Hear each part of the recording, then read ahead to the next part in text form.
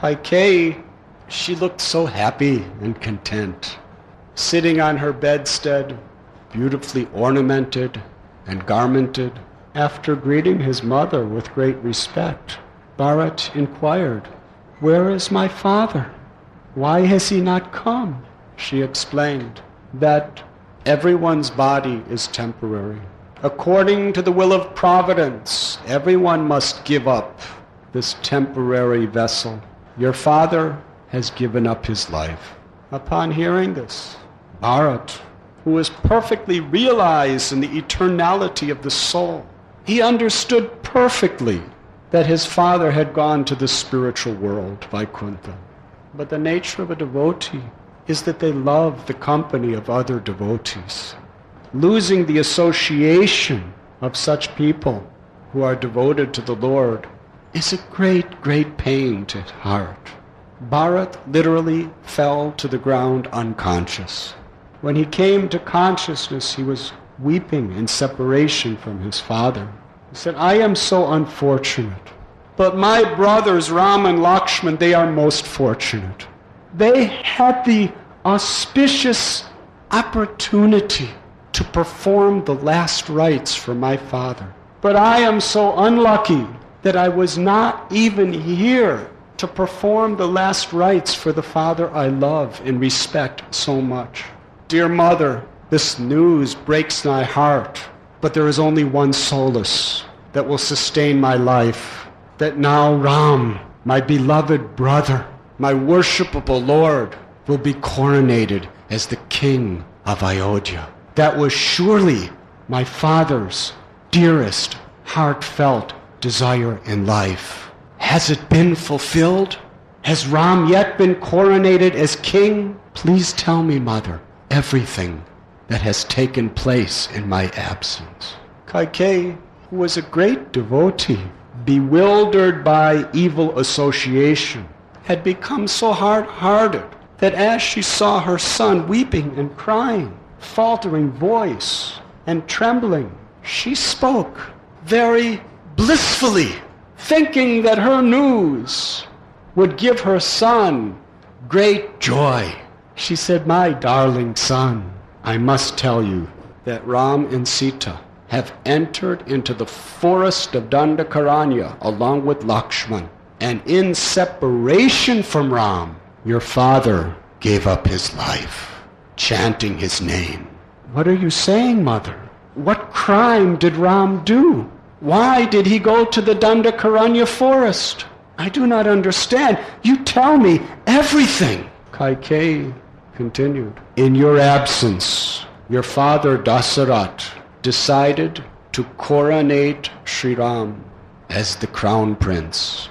But understanding that you are the true, rightful heir to the throne, for your pleasure as your mother, I convinced your father, on the basis of the boons he had given me in the past, to exile Ram to the forest for 14 years and coronate you, Bharat, as the king of all the world. Now, my son, it is your duty. You must accept the coronation, sit on the throne, and happily rule the citizens of Ayodhya." When Bharat heard that, his heart was struck with a thunderbolt. He grieved in pain and anger simultaneously. At first, he just fell back and onto the floor. He could not believe what he had heard. Then he spoke, "On this day, I disown you. You are not my mother. You are my bitter enemy. My life and soul is dedicated to the service of Sri Ram. What terrible force of envy, hatred, and ignorance has entered your heart. I vow that you will never be satisfied to see your wicked plan fulfilled. I will go to the forest for 14 years, and Ram will return to be the king." That night, Bharat could not sleep. He wept tears of separation, guilt, and suffering all night long. The next morning, he and Satrughna went to the palace of Kausalya. Kausalya, the mother of Lord Ram, very graciously welcomed them. They fell at her feet, and affectionately she spoke these words: I bless you, Bharat. May you live as the king of Ayodhya without any enemies. May you live a long and healthy life and rule this great kingdom. But my dear Bharat, what happiness will you achieve in your life with Ram, Sita and Lakshmana living in the forests in exile? Now, Bharat, your desires have been fulfilled by your mother's arrangement. Now you can sit on the throne according to your wish. Upon hearing these desperate words, Bharat's heart cracked with pain. With folded palms and tears streaming from his eyes, he prayed to Kausalya, please, no, I knew nothing about this dastardly, wicked plan of my mother until I came back to Ayodhya. I knew nothing about it. I have nothing to do with it. My heart grieves as much as yours. I will never accept this throne. This throne is the rightful property of your son, Sri Ramacandra.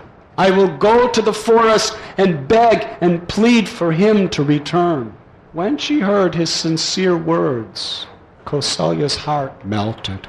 She offered all her affection to Bharat, apologized for her misunderstanding. She blessed him.